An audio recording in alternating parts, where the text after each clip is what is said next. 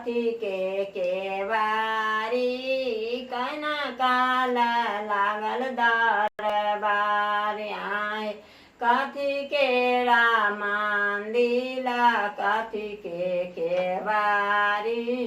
किना काला लागल दरबार आए सोने के राम दिला रूपे के केवारी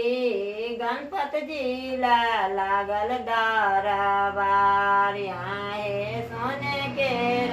मंदिला रूपे के केवारी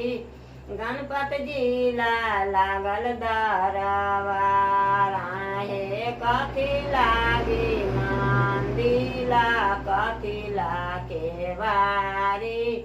कथी लागी लागल दरबार आए रहे लागी मंदिला बंदेला के बारी जसा लागी लागल दरबार आए रहे लागी मंदिला बंदेला के बारी गणपत जिला लागल दरबार आहे कथिए शोभाए सोने के मंदिलवा कथिए शोभाए के बारी कथिए शोभा ए सोने के मंदिलवा कथिए शोभाए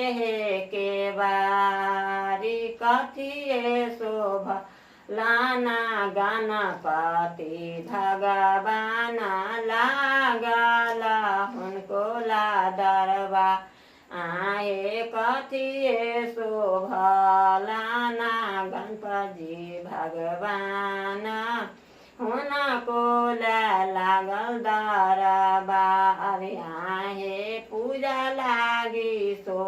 भाथिन गणपत भगवान